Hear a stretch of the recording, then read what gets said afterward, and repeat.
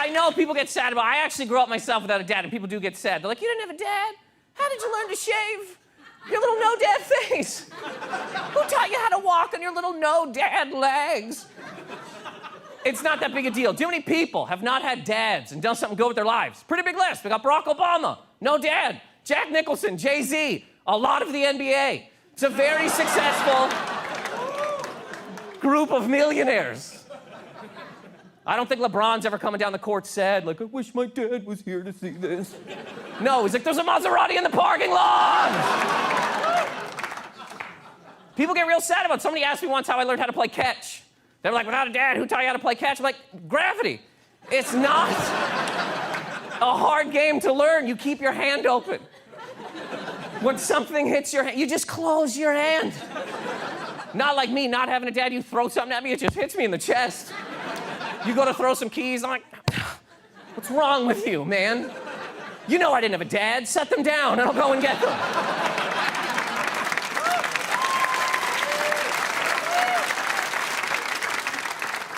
I grew up in apartments my whole life not having a dad, and it's made me absolutely terrified of big houses.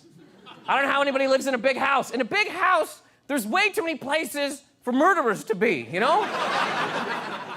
If you're in an apartment, you're like, I wonder if there's a murderer in this apartment. You just put your back against the wall. You look at the door, the one door that goes in and out of this place. You check left, you check right, like, hey, no murderers here. And you're like, oh, and I live on the 10th floor. And if you live on the 10th floor of a building and somebody scales that building to murder you, you earned that murder, all right? You did something so bad that somebody was like, 7, gotta keep going. 8, almost there.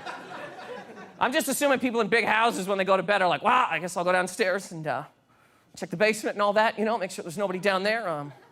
Check all these linen closets that are around. So I like talking to people that are like, I don't want to live in the city. It's dangerous. I want to go live in the country where it's safe. It's like, all right, you want to live in the country around nobody, in the middle of nothing, which is the set of every horror movie ever made. There's not a lot of horror movies that take place in apartments, you know, because it would just be Jason standing in the lobby, buzzing the bell, trying to get upstairs.